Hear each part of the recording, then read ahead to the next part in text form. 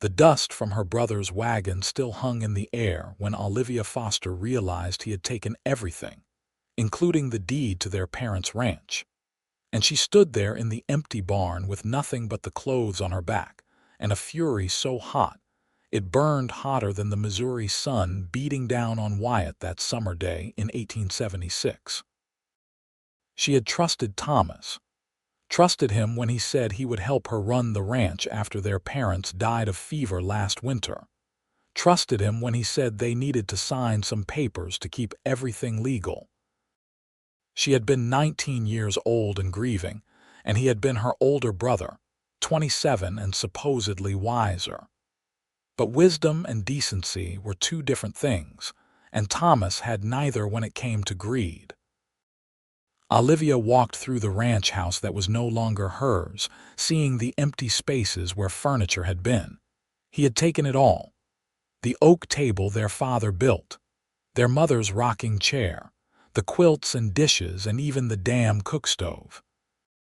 The only reason she still had her dress was because she had been wearing it when he left. He had waited until she rode into town for supplies, and by the time she returned, he was loading the last of it onto a wagon train heading west to California. She had caught him just as he was leaving, had grabbed his arm and demanded to know what he was doing. "Taking what's mine," he had said, shaking her off like she was nothing more than a burr stuck to his sleeve. "Should have been mine from the start. Father was a fool to leave half of it to a girl." "The ranch was left to both of us equally," she had shouted, her voice breaking. "You cannot just take it." But he could, and he did. He showed her the deed with only his name on it, her signature forged on a document that signed away all her rights. She had grabbed for it, but he shoved her hard enough that she fell into the dirt, and by the time she got up he was already riding away, the wagon rumbling behind him, dust clouding everything. Now she stood in the empty house and tried not to cry. Crying would not help. Crying would not bring back what was stolen. She needed to think. She needed a plan, but what could she do? She had no money, no proof that the ranch had ever been hers. Thomas had been clever about it. He had probably been planning this for months. She walked outside and sat on the porch steps, looking out at the land. 200 acres of good Missouri grassland, a creek running through it, hills in the distance covered with oak and hickory trees. Her father had built this place from nothing, and now it belonged to Thomas, who did not give a damn about the land or the legacy, only the money he could get from selling it. A rider appeared on the horizon, coming up the main road. Olivia stood, shading her eyes against the sun. As he got closer, she could see he was tall, sitting easy in the saddle like he had been born on horseback. He wore a dusty brown hat, a dark shirt, and riding chaps marked with trail dust. His horse was a big gray gelding that looked like it could run all day and still have energy left. He slowed as he approached, then stopped at the gate. "Afternoon," he said, touching the brim of his hat. "This the Foster place?" "It was," Olivia said, her voice flat. "What do you want?" He dismounted, moving with the kind of grace that came from years in the saddle. Up close, she could see he was maybe 24 or 25, with dark hair that needed cutting and eyes the color of a summer sky. He had a strong jaw shadowed with stubble and the weathered look of a man who spent his life outdoors. "Name's Frank Harrison," he said. "I was passing through town, heard Thomas Foster was looking to hire on some ranch hands, came out to see about work." Olivia laughed, but it was a bitter sound. "Thomas is gone, took everything and headed to California. There is no work here, there is nothing here." Frank's eyes narrowed. "Gone. I just talked to him 3 days ago. He said he needed help with the cattle drive next month." "He lied," Olivia said. "Or changed his mind. Either way, he is gone, and so is everything else." Frank looked around, taking in the empty barn, the too quiet ranch. "You his sister," he mentioned a sister. "For all the good it did me." Olivia sat back down on the steps, suddenly exhausted. He stole everything. The ranch, the money, all of it. So unless you want to work for free on land that is no longer mine, you should probably ride on. Frank stood there for a long moment, studying her. Then he surprised her by sitting down on the steps beside her, not too close but close enough that she could smell horse and leather and something else, something clean like soap. "Tell me what happened," he said. "Why? What difference does it make to you?" "Maybe none," he admitted. "But I rode 2 days to get here, and my horse is tired. Least you can do is tell me the story while he rests." So she did. She told him about her parents dying, about Thomas convincing her to sign papers, about coming home to find everything gone. She told him about the forged deed and being shoved in the dirt and watching her whole life disappear in a cloud of dust. And somehow, telling it to this stranger made it more real, and the tears she had been holding back started to fall. She wiped them away angrily. "I am sorry. You did not come here for this. Do not apologize for crying when you have good reason," Frank said quietly. "Your brother is a bastard and a thief, pardon my language. I will not pardon it because you are right." Olivia took a shaky breath. "But being right does not change anything. The law will not help me. I have no proof the ranch was ever mine, no money for a lawyer even if I did. Thomas won." Frank was quiet for a moment, looking out at the land. The sun was starting to sink lower in the sky, painting everything gold and amber. How much stock was here? Cattle, horses? About 200 head of cattle, 6 horses, some chickens, but he took those too. And the land is good, the best in the county. Creek never runs dry, plenty of grass, good shelter in the hills for winter. Frank nodded slowly, like he was working through something in his mind. Then he turned to look at her directly. "I will help you build something again." Olivia stared at him. "What? I will help you," he repeated. "We will start over, build it back up." "Are you insane? I just told you I have nothing. No money, no cattle, no legal claim to this land." "What exactly do you think we can build with nothing?" "Not nothing," Frank said. "You have the knowledge of this place. You know ranching, I am guessing, if you grew up here. And I have some money saved up. Not much, but enough to start small. Buy a few head of cattle, some supplies." "Why would you do that? You do not even know me." He smiled, and it changed his whole face, made him look younger. "Maybe I am tired of drifting. Maybe I like the look of this land. Or maybe I just do not like seeing a man get away with robbing his own sister." He stood up, offering her his hand. "What do you say? Want to show Thomas Foster that he did not break you?" Olivia looked at his outstretched hand. This was crazy. He was a complete stranger offering to help her based on nothing but a sob story and some misplaced sense of justice. She should send him away, tell him to save his money for something sensible. But when she looked up at his face, she saw something in his eyes that made her pause. Sincerity, determination, and maybe a little bit of that same anger she felt burning in her own chest. She took his hand and let him pull her to her feet. "All right, Frank Harrison, let us build something." The first problem was that they had nowhere to sleep. The house was technically still furnished with the things too big or worthless for Thomas to bother with. A broken chair and an old bed frame without a mattress. But there were no blankets, no supplies. Nothing to cook with or eat. Frank solved that by riding back to town and returning before dark with bedrolls, beans, coffee, bacon, and a cast iron skillet. He had also stopped by the land office. "Talk to the clerk," he said as they sat by a fire outside, the house too depressing to sit in empty. "Your brother filed the deed 3 days ago, but he has not sold the place yet. Has it listed for sale, but no buyer so far. So what?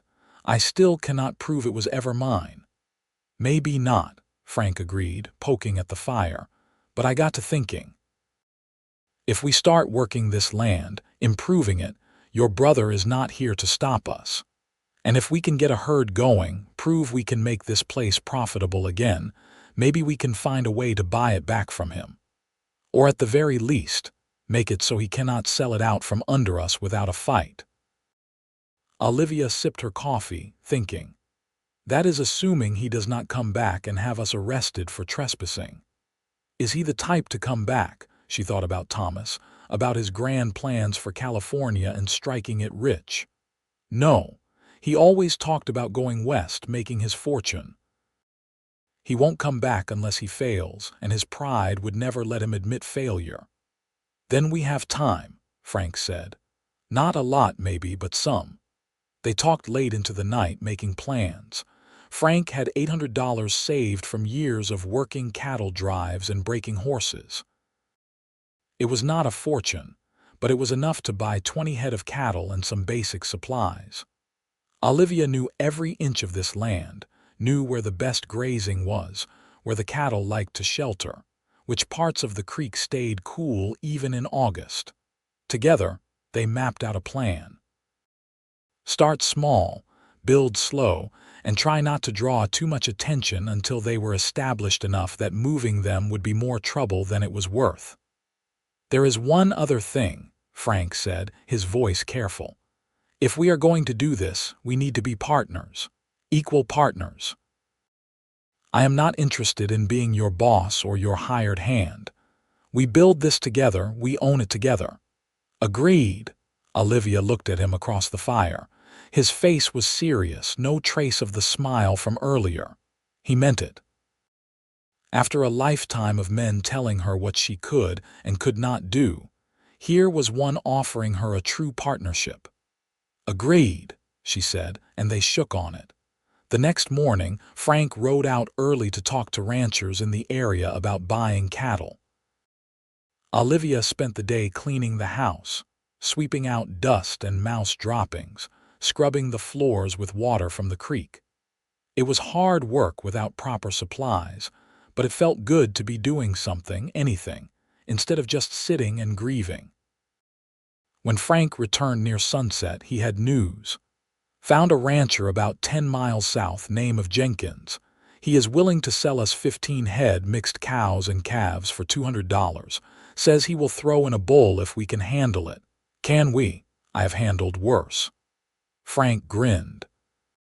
"We pick them up tomorrow." Over the next 2 weeks, they worked harder than Olivia had ever worked in her life. They repaired fences, patched the barn roof, cleared brush from the pastures. Frank proved to be exactly what he claimed, a man who knew cattle and horses and the hard work of ranching. But more than that, he was patient and kind, never talking down to her, always asking her opinion before making decisions. They fell into an easy rhythm. Up before dawn, work all day, fall into their bedrolls exhausted when the sun went down. They cooked over the fire, sharing stories. Frank told her about growing up in Texas, his father dying when he was young, working ranches from the time he was 12 years old. She told him about her parents, about growing up on this land, about the dreams she had of making it the best ranch in Missouri. "You still can," Frank said one night, lying on his bedroll and looking up at the stars. "Make it the best, I mean." "We still can," she corrected, and even in the darkness she could hear his smile. By the end of the month, they had 22 head of cattle, including a big mean bull that Frank had wrestled into submission through sheer stubborn will.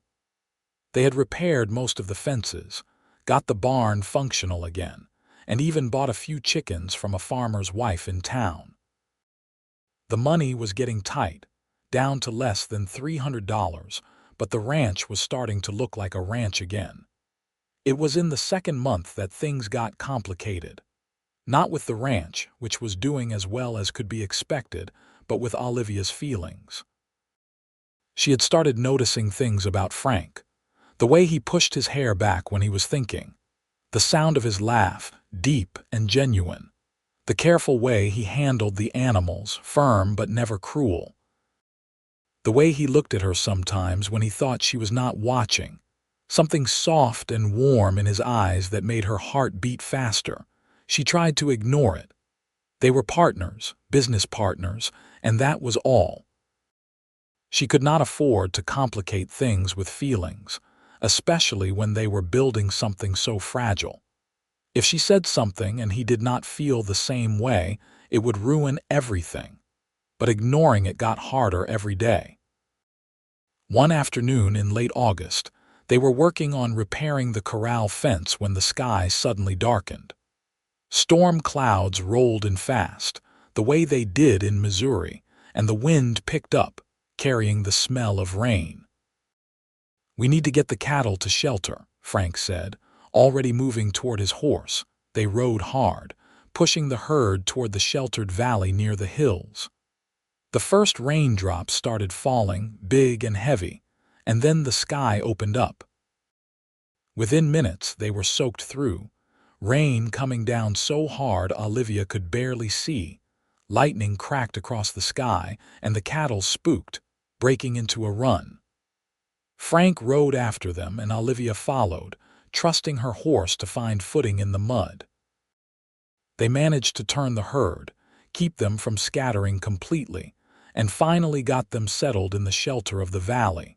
By the time they made it back to the house, they were both drenched and shivering. Frank insisted Olivia go inside while he took care of the horses. She changed into dry clothes, the only other dress she owned, and got the fire going in the hearth. At least Thomas had not stolen the actual fireplace. When Frank came in, he was still dripping wet, his dark hair plastered to his head. He had a cut on his cheek, probably from a branch in the storm. "You are bleeding," Olivia said, reaching for him without thinking. "It is nothing," he said, but he let her lead him to the fire. She made him sit while she heated water and found a clean rag to clean the cut. It was not deep, just a scrape really, but she cleaned it carefully, very aware of how close they were standing, of the way his eyes watched her face while she worked. "Thank you," he said quietly when she was done. "You saved our whole herd. It is the least I can do." She started to pull away, but his hand caught hers, gentle but firm. "Olivia," he said, and the way he said her name made something in her chest tighten. "I need to tell you something." "You do not have to," she said quickly, suddenly afraid of what he might say, of how it might change everything. "I do." He stood up, still holding her hand. "I did not come here looking for this. I came looking for work, nothing more. But these past 2 months working with you, building this place with you, I have never been happier. And it is not just the ranch, it is you." Her breath caught. "Frank." "I know this is complicated," he continued, words coming faster now, like he had to get them all out before he lost his nerve. "I know we are partners and I do not want to mess that up. But I also cannot keep pretending I do not feel this way. I care about you, Olivia. More than I should probably, given the circumstances. And if you do not feel the same way, I will never mention it again and we can just keep being partners and that will be enough. But I had to tell you. I had to be honest." Olivia looked up at him, at this man who had appeared out of nowhere and given her back hope when she thought she had none left. This man who worked beside her as an equal, who made her laugh, who looked at her like she was something precious. "You are an idiot," she said, and his face fell. She smiled then, reaching up to touch his face. "You are an idiot because you should have known I felt the same way weeks ago." The relief in his eyes was almost comical. "You do." Instead of answering with words, she kissed him. It was not her first kiss, but it felt like it, felt new and terrifying and wonderful all at once. He made a surprised sound against her mouth, then pulled her closer, one hand tangling in her wet hair, the other wrapping around her waist. When they finally broke apart, both breathing hard, he rested his forehead against hers. "So what do we do now?" "We keep building," she said, "together as partners." "And as more than partners," she smiled. "Yes, as more than partners." That night, they stayed up late talking, not about the ranch but about everything else. Dreams and fears and hopes for the future. Frank told her he had always wanted a family, a real home, something permanent after years of drifting. Olivia told him about feeling trapped before, by expectations and by Thomas's control, but how with Frank it felt different. It felt like freedom. They kissed again, slow and sweet, and when they finally went to their separate bedrolls, Olivia lay awake for a long time, listening to Frank's breathing across the room and feeling happier than she had in months. The next morning, everything felt different and exactly the same all at once. They still worked side by side, still made plans and repaired fences and tended cattle. But now there were stolen kisses in the barn, hands brushing when they passed each other, smiles that held promises of more. It was 3 months after Thomas left when they faced their first real crisis. A man rode up to the ranch, well-dressed and carrying papers. He introduced himself as Albert Crane, a land buyer from Kansas City.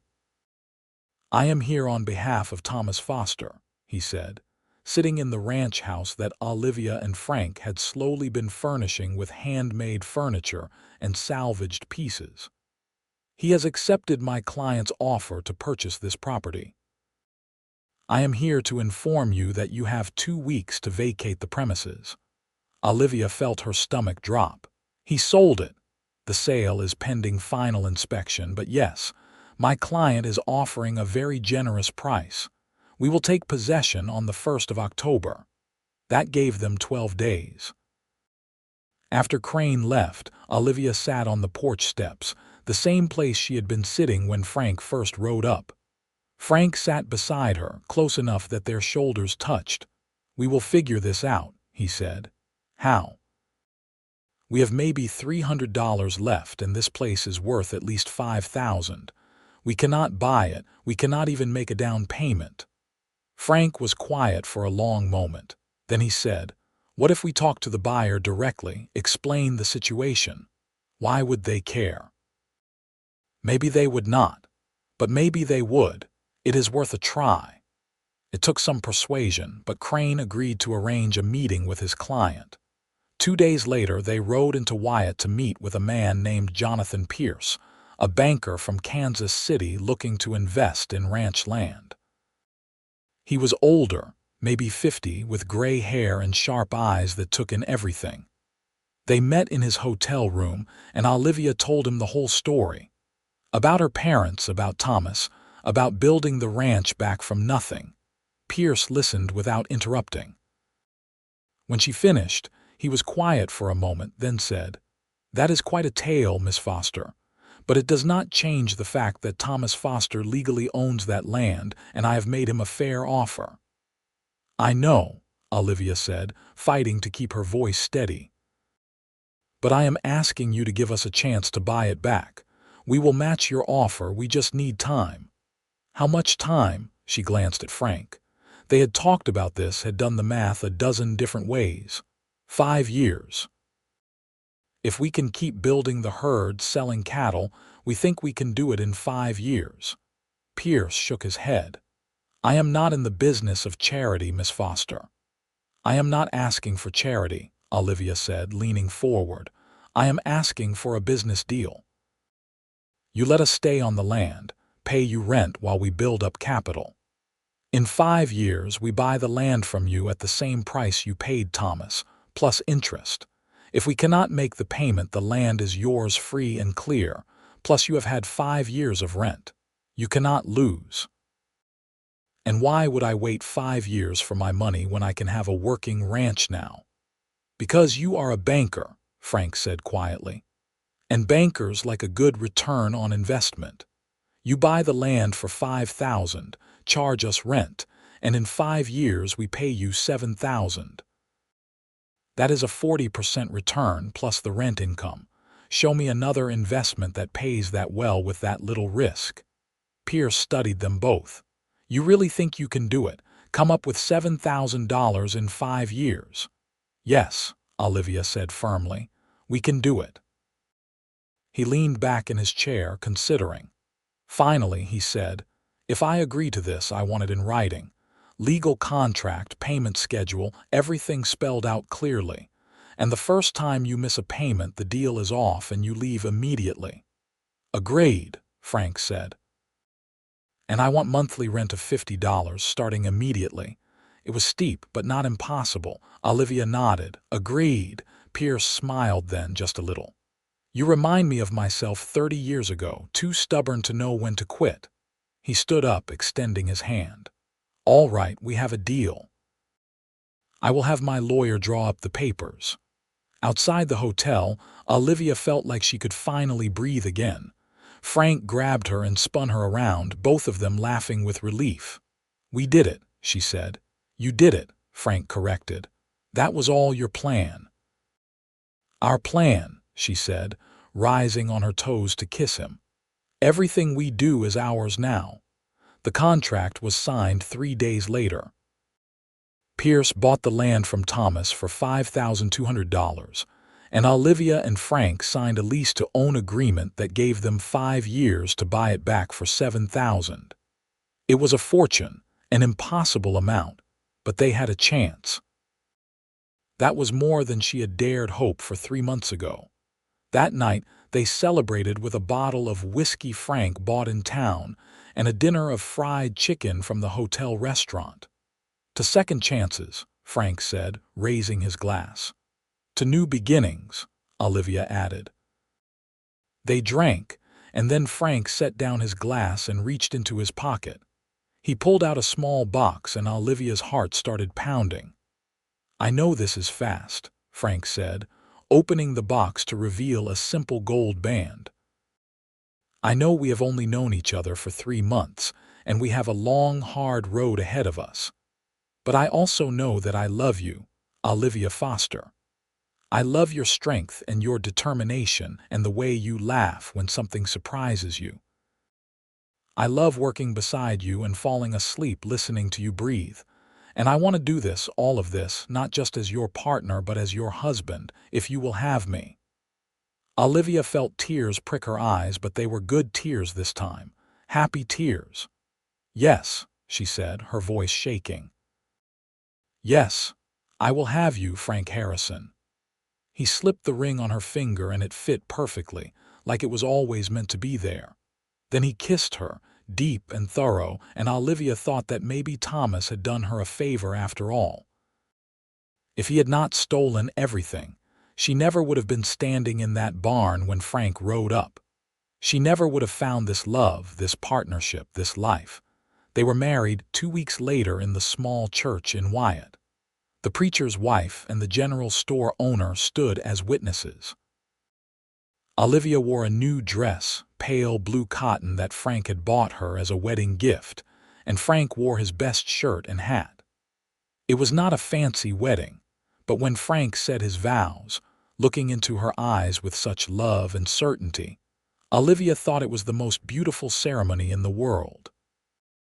That night, they made love for the first time in the ranch house that was finally, legally, going to be theirs. Frank was gentle and patient, and when Olivia cried, he held her and kissed her tears away and told her he loved her until she believed it in her bones. In the morning, they woke up as husband and wife and got straight to work. The ranch would not run itself, and they had a deadline to meet. The first year was hard. They worked sunrise to sunset, building up the herd, repairing buildings, clearing land. Frank proved to be an expert at horse trading, buying young horses cheap, training them, and selling them for 3 times what he paid. Olivia managed the cattle, carefully breeding them to produce the best calves, nursing sick animals back to health with endless patience. By the end of the first year, they had 60 head of cattle and had made enough money to pay the rent and buy more stock. It was not much profit, but it was progress. The second year was easier. They knew what they were doing now, had established routines and contacts in town. Frank started taking on outside work during the slow season, breaking horses for other ranchers. Olivia began selling butter and eggs in town, and her chicken flock grew to 30 birds. They also started talking about children. Frank would make a wonderful father, Olivia thought. He was patient and kind, strong but gentle. She could picture him teaching a child to ride, to work the land, to love this place the way they both did. It happened in the 3rd year. Olivia realized she was pregnant in February when she missed her monthly courses and started feeling sick in the mornings. She told Frank one evening after dinner, nervous about how he would react. His face lit up like the sun. "Truly, we are going to have a baby. In September, I think." He kissed her, then dropped to his knees and pressed his face against her still flat stomach. "Hello in there," he said softly. "I am your father and I already love you so much." Olivia ran her fingers through his hair, overcome with emotion. They were building more than a ranch now. They were building a family. The pregnancy was not easy.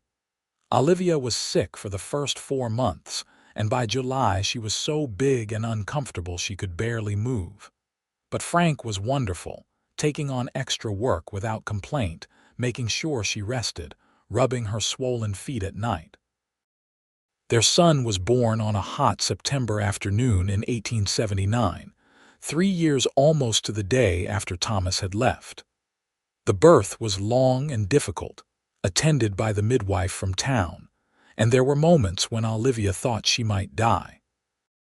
But when the baby finally came, squalling and red-faced and perfect, she held him and knew it was all worth it. "What should we name him?" Frank asked, sitting beside the bed and looking at his son with wonder. "I was thinking Matthew," Olivia said, "after my father." "Matthew Harrison," Frank said, testing it out. "It is perfect."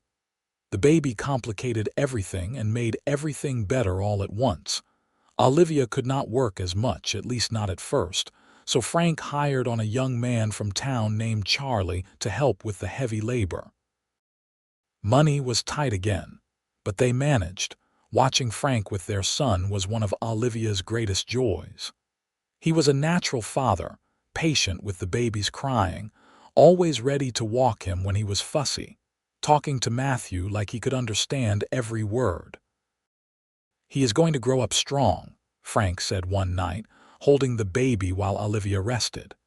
"He is going to know this land like the back of his hand, and he is going to know his mother is the strongest, bravest woman in Missouri." "His father is pretty remarkable too," Olivia said softly. By the time Matthew was 6 months old, Olivia was back to work full-time, though now she wore the baby in a sling while she did lighter chores. The ranch had grown to over 100 head of cattle, and they had started breeding horses seriously, buying a good mare and breeding her to quality stallions. The 4th year brought its own challenges. A drought in the summer meant they had to haul water from the creek, grueling work in the heat. 3 calves died of disease, a financial blow they could barely afford. And Charlie quit to get married, meaning they had to do all the work themselves again.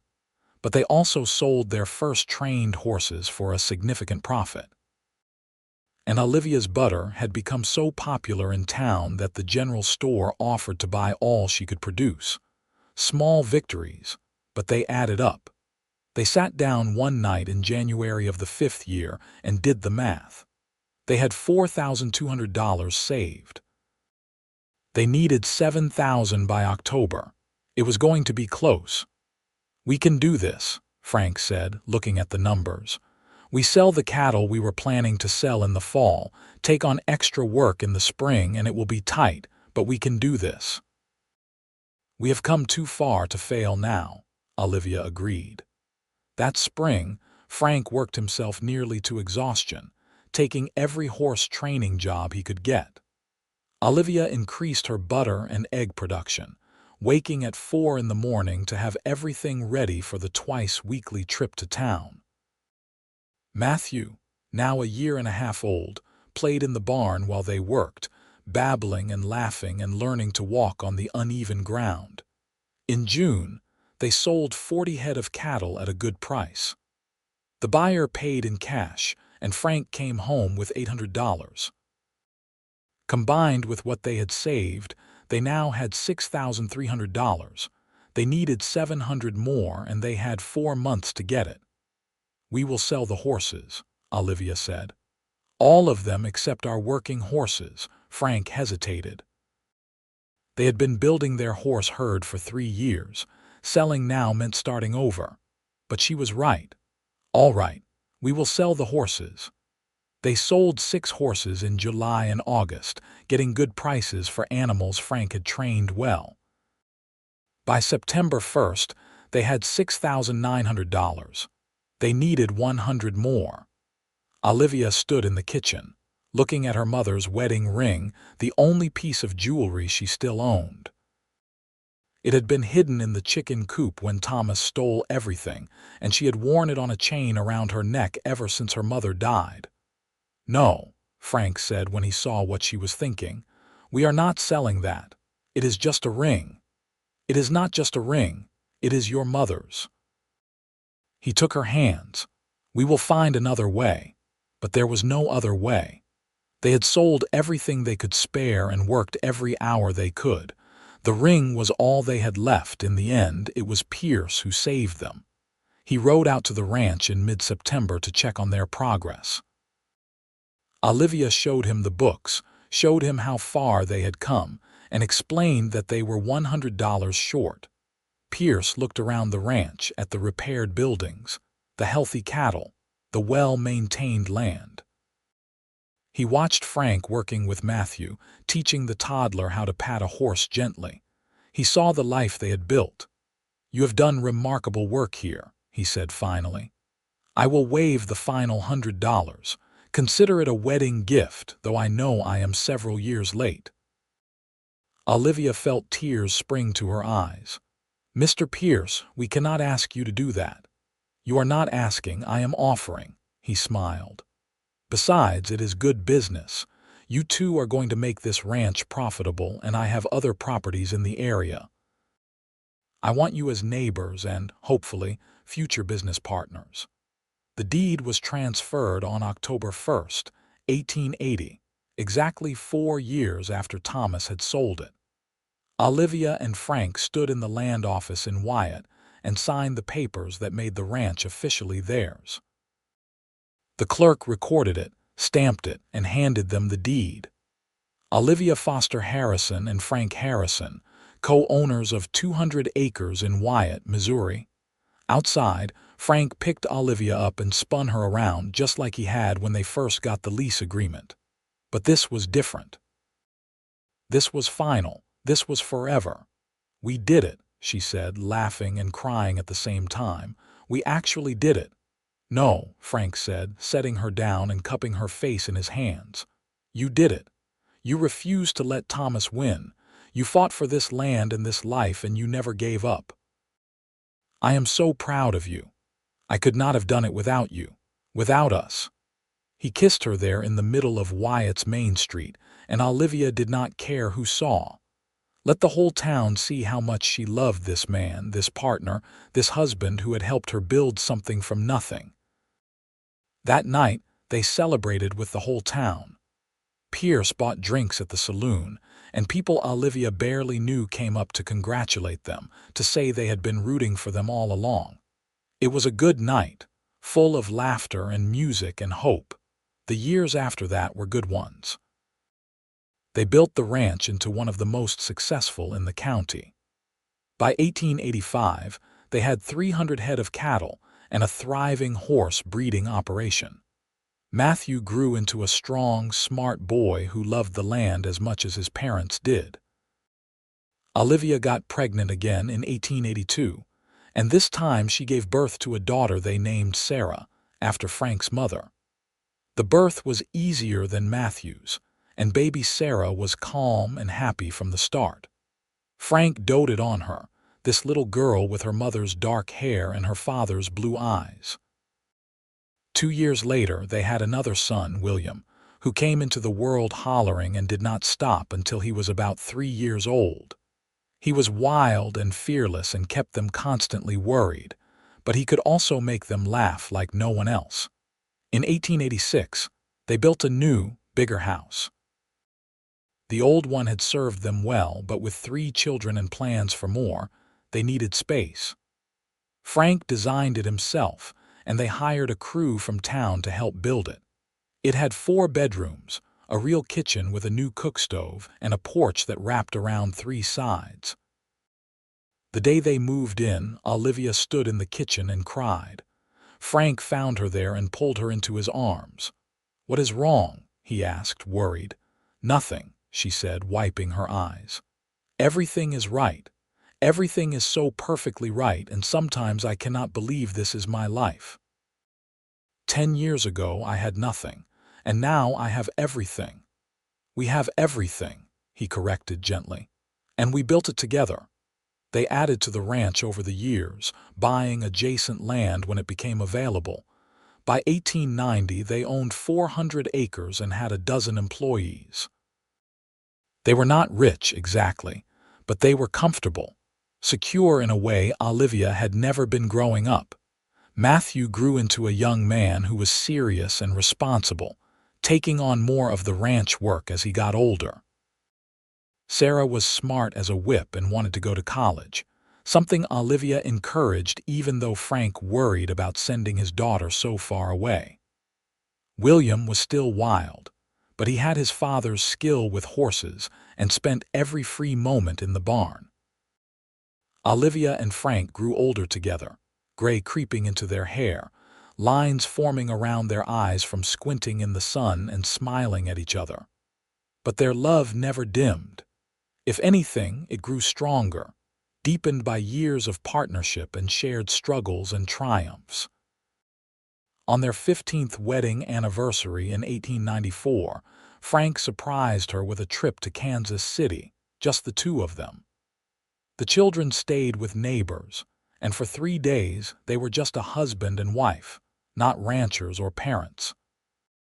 They went to the theater, ate in fancy restaurants, and made love in a hotel room with clean sheets and no children crying in the next room. On the last night, they sat in a restaurant overlooking the city, and Frank took her hand. "You ever regret it?" he asked. "The way things happened? If Thomas had not stolen everything, you would have had the ranch all along. You would not have had to fight so hard." Olivia thought about it. "If Thomas had not stolen everything, I would have a ranch, but I would not have you. I would not have our children or our life or this partnership we have built. So no, I do not regret it. Thomas did the worst thing he could to me, and somehow it led to the best thing that ever happened to me." "I love you," Frank said simply. "I have loved you since that first day, sitting on those porch steps, when you were so angry and hurt but still determined to keep going. And I will love you until the day I die." "And I love you," Olivia said, squeezing his hand. "You gave me back my life when I thought it was over. You helped me build something better than I ever dreamed possible. You are my partner and my love and my home." They kissed across the table, and Olivia felt the same flutter in her chest that she had felt the first time he kissed her all those years ago. In 1896, Olivia was 40 years old and surprised everyone by getting pregnant again. The children were nearly grown. Matthew was 21 and essentially running the ranch with his father. Sarah was 14 and had just been accepted to a women's college in St. Louis, and William was 12 and already tall as his father. "Another baby," Frank said, laughing in delight when she told him. "We are going to be starting over with diapers and midnight feedings." "Are you complaining?" Olivia asked, raising an eyebrow. "Not at all. I love our children. I will love this one too." The baby was another girl born in January 1897. They named her Clara, and she was the most beautiful baby Olivia had ever seen, with Frank's blue eyes and a head full of dark curls. The older children adored her, Matthew especially, who was gentle and patient with his baby sister. As the new century approached, Olivia sometimes thought about Thomas. She had not seen or heard from him in over 20 years. For all she knew, he was dead. Or maybe he had struck it rich in California, though somehow she doubted it. Men like Thomas, who took the easy way and stole from family, rarely found success. But it did not matter. Thomas had lost his hold on her thoughts long ago. She had built a new life, a better life, and he had no place in it. In 1900, Frank turned 45. He was still strong and fit from years of ranch work, but Olivia could see him slowing down just a little, taking longer to recover from long days in the saddle. Matthew had taken over most of the day-to-day operations, freeing Frank to focus on the horse breeding and training he loved most. They sat on the porch of their house one evening in June, watching the sun set over the land they had fought so hard for. Clara, now 3 years old, played in the yard with a ragdoll Sarah had made her. William was in the barn with Matthew, tending to a mare about to foal. 24 years, Frank said, reaching over to take Olivia's hand. 24 years since I rode up to this place looking for work. Best decision you ever made, Olivia teased. Best decision we ever made, he corrected. Deciding to build something together. You think we succeeded? Did we build something worth having? Frank looked out at the ranch, at the house and barn and corrals, at the cattle grazing in the distance, at their children and the life they had created. I think we built something extraordinary, not just a ranch but a legacy. Our children will have this place and their children after them. We took nothing and made it into something that will last long after we are gone. So yes, I think we succeeded. Olivia leaned her head on his shoulder, feeling content in a way she never had as a young woman. I am glad you rode up that day. So am I, Frank said softly. So am I. Sarah graduated from college in 1902 and came home with a degree in teaching and a fiancé, a young lawyer from St. Louis. They were married on the ranch in June, and Olivia cried through the whole ceremony, so proud of her brilliant daughter. Matthew married in 1903, a sweet girl from a neighboring ranch. They built a house on the property and started their own family, giving Frank and Olivia their first grandchild, a boy they named after Frank. William, true to his wild nature, left home at 18 to join a cattle drive to Montana. He came back 2 years later with stories that made Olivia's hair stand on end, and a new maturity that Frank said came from hard work and harder lessons. As Olivia entered her 50s, she finally allowed herself to slow down. She spent more time with Clara, teaching her daughter to read and sew and cook. She tended her garden and her chickens and let the younger generation handle the heavy ranch work. Frank did the same, spending his days training horses with a gentleness that came from decades of experience. He taught his grandchildren to ride, just as patient with them as he had been with his own children. In 1908, Thomas Foster died. They found out from a newspaper obituary that Pierce showed them when he visited. Thomas had died alone in a boarding house in San Francisco, penniless and forgotten. There was a brief mention of him being survived by a sister in Missouri, but no other details. Olivia read the obituary and felt nothing. No satisfaction, no sadness, just a vague sense of pity for a life wasted on greed and selfishness. "Are you all right?" Frank asked, watching her face. "I am fine," she said, handing back the paper. "He stopped being my brother a long time ago. This changes nothing." And it did not. Their life continued full and rich and busy. More grandchildren came, filling the ranch with laughter and noise. Matthew proved to be an excellent rancher, expanding their operations and making the ranch even more profitable. Sarah and her husband moved back to Wyatt after a few years in St. Louis, and she opened a school in town. William finally settled down at 25, marrying a rancher's daughter and working the ranch alongside Matthew. Clara grew up smart and strong like her mother, with her father's kind heart. She talked about going to college like Sarah, but she also loved the ranch and was not sure she wanted to leave.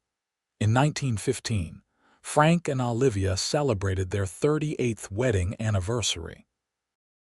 They were both in their 60s now, silver-haired and weathered by years in the sun, but still deeply in love. They took a walk together that evening, something they did often now that the ranch did not demand quite so much of their time. They walked hand in hand along the creek, the same creek that had never run dry in all the years they had owned this land. "You remember that first year?" Frank asked. "How hard we worked, how scared we were that we could not do it." "I remember thinking you were crazy for offering to help me," Olivia said. "A stranger with nothing to gain and everything to lose." "I gained everything," Frank said, stopping and turning to face her. "A wife, a family, a home, a purpose. You gave me all of that, Olivia." "We gave it to each other," she said, reaching up to touch his face. The face she knew better than her own, every line and scar and angle familiar and beloved. They kissed there by the creek, two old people who had loved each other through everything and would love each other through whatever came next. The years continued to pass, peaceful and sweet. They watched their grandchildren grow, watched the ranch prosper under Matthew's management, watched the new century unfold with all its changes and challenges. Frank's health began to fail in 1920. Nothing dramatic, just the slow decline of a body that had worked hard for over 70 years. He could not ride anymore, could barely walk some days. But his mind stayed sharp, and he spent his days in a chair on the porch, watching the ranch and offering advice to anyone who asked. Olivia stayed by his side, just as she had for over 40 years. They talked about everything and nothing, remembering their life together, laughing at old stories, holding hands like young lovers. One evening in October 1922, Frank called all the children and grandchildren to the house. They gathered in the parlor, and he looked at each of them in turn. "I want you to know," he said, his voice weaker than it used to be but still firm, "that this ranch, this family, is everything I ever wanted. Your grandmother and I built this from nothing, and you all have made it into something even better than we dreamed. Take care of each other. Take care of this land. And remember that love and partnership and hard work can overcome anything." Olivia felt tears running down her face. She knew what he was doing, saying goodbye. That night, lying in bed beside him, she held his hand and said, "You cannot leave me yet. We still have so much to do." "We have done it all, my love," he said softly. "We built something that will last forever, and I will love you forever, even after I am gone." "I love you, Frank Harrison," she said, her voice breaking. "Thank you for riding up that day. Thank you for helping me build something again. Thank you for giving me this life. Thank you for letting me," he said, and then he closed his eyes and went to sleep. He died 3 days later, peacefully, in his sleep with Olivia beside him. The funeral was held at the ranch, and it seemed like everyone in Wyatt came to pay their respects to Frank Harrison, the cowboy who had helped a young woman rebuild her life and had built a legacy in the process. Olivia stood beside the grave and thought about that day 46 years ago when he had ridden up to a nearly empty ranch and offered to help. She had been so lost, so angry, so hurt, and he had given her back everything she thought she had lost and so much more. She lived another 8 years, long enough to see more great-grandchildren, to watch Clara graduate from college, to see the ranch continue to thrive. But she missed Frank every day, missed his laugh and his touch, and the way he looked at her like she was the most precious thing in the world. She died in her sleep in 1930 at the age of 73, surrounded by family in the house she and Frank had built together. They buried her beside Frank, and on the stone they put both their names and one simple inscription: "Partners in life, partners in love, together forever." The ranch stayed in the family for generations, passed down from Matthew to his children and then to their children. The name changed over the years, but everyone in Wyatt still called it the Foster Harrison place, remembering the woman who had lost everything and the cowboy who had helped her build something again. And in the ranch house, in a place of honor above the fireplace, hung a faded photograph from 1900. It showed Frank and Olivia standing in front of their newly built house, his arm around her waist, both of them smiling at the camera. They looked happy and strong and deeply in love, a testament to what two people could build when they refused to give up and chose to build it together. Their story became legend in Wyatt, told and retold over the years. The details changed sometimes, got embellished or simplified, but the heart of it remained the same. A story of betrayal and loss, of a stranger who offered help when it was needed most, of hard work and determination and love that lasted a lifetime. A story of building something from nothing together. And that, in the end, was the legacy they left behind. Not just a ranch or a family or even a great love story, although it was all of those things, but the knowledge that no matter how much you lose, no matter how impossible things seem, you can always start again. You can always build something new. Especially if you find the right partner to build it with. The Foster Harrison Ranch stood for over 100 years, a testament to Olivia and Frank and the life they built together. And every person who worked that land, who lived in that house, who walked beside that creek, felt the echoes of their love and determination, because some things once built last forever, some legacies never fade. And some love stories, no matter how much time passes, remain as strong and true as the day they began.